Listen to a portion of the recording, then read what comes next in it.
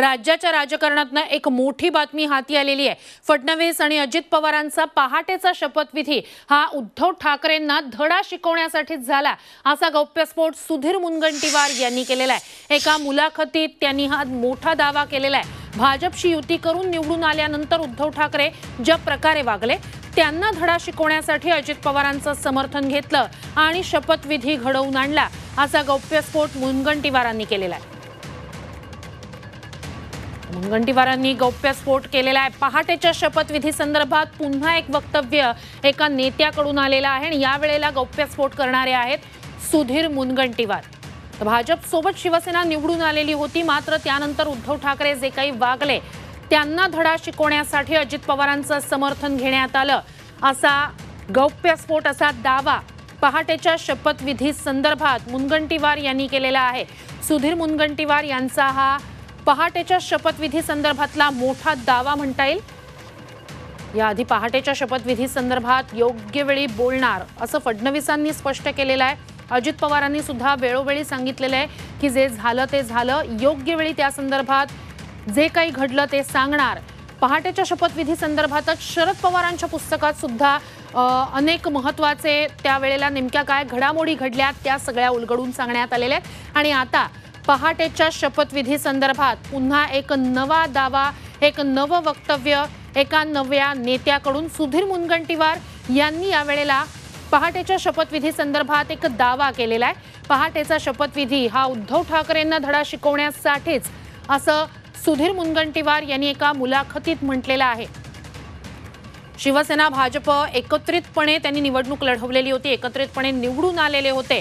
भाजप सोबत शिवसेना निवडून आलेली होती, मात्र त्यानंतर उद्धव ठाकरे जे काही वागले तर त्या संदर्भात उद्धव ठाकरेंना धडा शिकवण्यासाठी तर थेट या सगळ्या संदर्भातच आपण बोलणार आहोत। स्वतः सुधीर मुनगंटीवारजी आपल्या सोबत फोन लाईन वरून जोडले गेलेले आहेत। सुधीर मुनगंटीवारजी, तुम्ही एका मुलाखतीत पहाटेच्या शपथविधी संदर्भात एक वक्तव्य केलेलं आहे, धडा शिकवण्यासाठी असा त्यात उल्लेख आहे।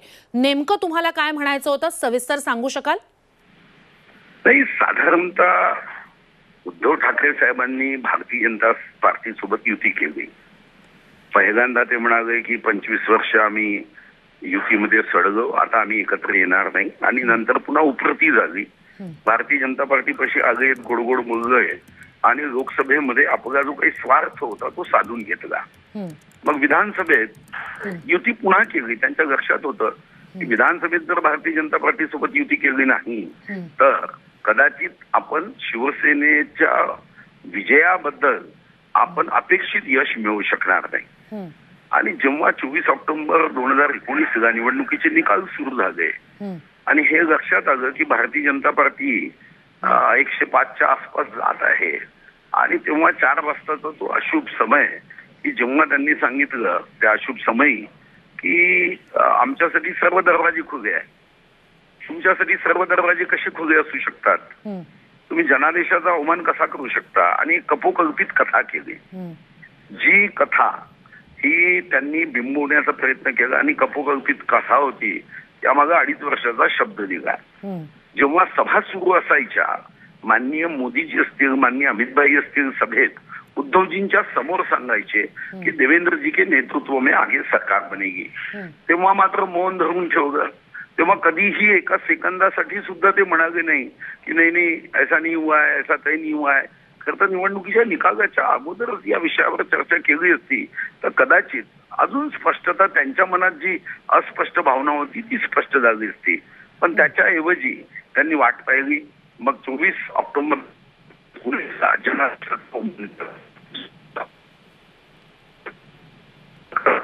युती धर्म खूप असला।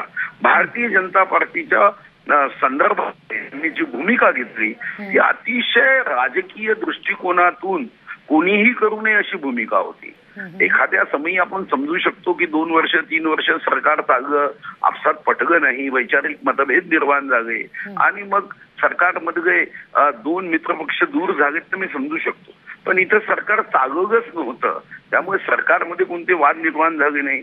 सरकारच्या संदर्भामध्ये कोणत्याही पद्धतीने कोणत्याही अशा कार्यक्रमाच्या संदर्भामध्ये कोणते निर्णय झाले नव्हते।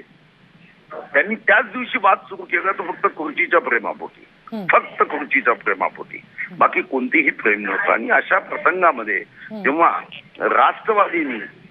राष्ट्रवादीनी जेव्हा भूमिका घेतली की आम्ही पाठिंबा देऊ शकतो स्थिर सरकारसाठी, विकास कामासाठी, राज्याच्या प्रगतीसाठी, राज्याच्या उन्नतीसाठी, तेव्हा मग उद्धवजींनी ज्या पद्धतीने जनतेचा विश्वासघात केला, पण जनतेला तर स्थिर सरकार देण्यासाठी जनतेने आम्हाला मतदान केलं होतं. भारतीय जनता पार्टीचा पाठिंबा तो जनतेचा होता, तो कामासाठी होता, तो काही खुर्चीच्या प्रेमासाठी नव्हता, तो सत्तेसाठीही नव्हता. विकास कामं व्हावी, डबल इंजिनचं सरकार यावं, एकीकडे विश्वगौरव, देशगौरव नरेंद्र मोदींचं सरकार आहे, त्यांच्या विचारावर चालणारं सरकार यावं. आणि या दृष्टीने जेव्हा उद्धवजींनी मग धोका दिला, विश्वासघात केला, तेव्हा अजितदादांनी स्थिर सरकारसाठी जेव्हा चर्चा झाली तेव्हा म्हणाले की राष्ट्रवादी पाठिंबा देत आहे. स्थिर सरकार यावा हा मागचा भाग होता. आणि स्थिर सरकार सोबत अशा पद्धतीने जो नेता विश्वासघात करतो त्यांना धडाई शिकवलं जावं ही अपेक्षित होतं. सुधीर मुनगंटीवारजी, तुमच्या बोलण्यातला, तुमच्या वक्तव्यातला धडा शिकवणं हा अतिशय धाडसाचा शब्द. यासोबतच तुमच्याच बोलण्यात आत्ता राष्ट्रवादीचा पाठिंबा असं अजित पवारांच्या तोंडून आल्याचं म्हणतायत. मात्र शरद पवारांचं जे काही पुस्तक नुकतंच समोर आलेलं आहे त्यात हे सगळं काही राष्ट्रवादीचा पाठिंबा नव्हता असं ते म्हणतायत. नाही, ठीक आहे, तेव्हा आम्हाला याची कल्पना नव्हती की आदरणीय शरद पवार साहेब सुद्धा याला मान्यता देतील. अजित पवार साहेब राष्ट्रवादीचे अतिशय मोठे नेते आहे. शेवटी राष्ट्रवादीमध्ये शरद पवार साहेबांचं जे महत्व आहे त्याच्या खालोखाल अजितदादांचंच महत्व आहे. जेव्हा देवेंद्रजी एखादा निर्णय करतात तो पक्षाचाच निर्णय असतो. अमित भाई जेव्हा निर्णय करतात तो भाजपचाच निर्णय असतो. माननीय विश्वगौरव, देशगौरव नरेंद्र मोदी निर्णय करतात तो भाजपचाच निर्णय समजला जाईल ना. तेव्हा काय आपण प्रत्येकाला या गोष्टीच्या संदर्भामध्ये आपण प्रत्येकाचा विचार थोडी बसणार आहोत. अजितदादा जेव्हा म्हणाले की राष्ट्रवादी पाठिंबा देत आहे, आपण एक गृहीत धरणारच आहोत. आपल्याला अजितदादांना शरद पवार साहेबांचा पाठिंबा राहणार नाही हे आपल्याला कधीही विचारात येऊ शकणार नाही. सुधीर मुनगंटीवारजी, दोन मुद्दे आहेत या सगळ्यातले. एकतर धडा शिकवण्यासाठी असं म्हणत थेट एकतर मुळातच पहाटेच्या शपथविधीमुळे भाजपवर, भाजपच्या एकंदरीतच कार्यपद्धतीवर अनेकांनी आक्षेप घेतला, प्रश्नचिन्ह उपस्थित केलं, प्रतिमेवरच प्रश्नचिन्ह उपस्थित झालेलं होतं. दुसरीकडे तुम्ही आता म्हणताय की अजित पवारांसोबत आम्ही गेलो आणि स्थिर सरकारसाठी हे सगळं करत होतो. मात्र उद्धव ठाकरेंना धडा शिकवण्यासाठी अजित पवारांचा एकीकडे वापर सुद्धा त्यावेळेला झाला. नाही, अजित पवारांचं काय, तेव्हा एकनाथ शिंदेजी आले असते की ज्या पद्धतीने विश्वासघात केला, छत्रपती शिवाजी महाराजांच्या या महाराष्ट्रामध्ये विश्वासघात करणाऱ्यांना योग्य जागा दाखवलीच पाहिजे, अन्यथा असे विश्वासघात करणारे अनेक जन्माला येतील. असे लोक पुन्हा विश्वासघात करण्याच्या वृत्तीने कोणीही काम करू नये. शब्दाची किंमत असते. दिला शब्द केला पूर्ण हा भाव असतो. अशा पद्धतीने राजकारण करणं योग्य नाही आहे. इकडे विश्वासघात करायचा आणि तिकडे गोव्यामध्ये जर आमच्याकडे आमदार राहिले तर त्याला खरी म्हणायची, जेव्हा तुमचे आमदार फुटले तर त्यांना रेडे म्हणायचं. हे जे काही राजकारण अतिशय निम्न दर्जाचं राजकारण सुरू झालं आहे, त्या निम्न दर्जाच्या राजकारणाला शेवटी कधी ना कधी उत्तर देणं गरजेचं असतं. अन्यथा असे कर्ण अनेक आहेत की जे कर्ण त्यांच्या रथाचं चाक जेव्हा भूमीमध्ये रुततं तेव्हा मात्र ते तत्वज्ञान सांगतात आणि बाकी वेळी मात्र तत्वज्ञान त्यांचं जे आहे ते कुठेतरी गुंडाळून ठेवून देतात. हेच उद्धवजीच्या बाबतीत आहे. कर्णासारखे ते आता सांगतात की अर्जुना बाण चालू नको. अर्जुना बाण चालू नको म्हणजे काय? म्हणजे आजपर्यंत तुम्ही दुर्योधन दुःशासनाच्या विचारांनी त्यांची बाजू घेणाऱ्या लोकांसोबत गेलेत. आणि हे मी म्हणत नाही, स्वर्गीय बाळासाहेब ठाकरे यांनी ही उपमा दिली होती आणि मग तुम्ही त्यांच्यासोबत गेलेत आणि तुम्हाला असं वाटतं की मी काहीही करायचं, आम्ही काहीही करायचं, पण भाजपनी मात्र नैतिकतेचे डोस पाजत त्यांनी सांगायचं कधी कधी आपात धर्म म्हणून असं काम करणं गरजेचं असतं. अन्यथा ज्यांच्या मनामध्ये इतक्या मोठ्या प्रमाणावरचा विश्वासघात आहे, ज्यांना युतीशी ज्यांनी गद्दारी केली, त्याचे असे अनेक लोक मग जन्माला येतील. लोकांना वाटेल की आपण कसंही वागलं, कसाही विश्वासघात केला तरी काही बिघडत नाही. नक्कीच. धन्यवाद सुधीर मुनगंटीवारजी, तुम्ही आमच्याशी संवाद साधलात त्यासाठी.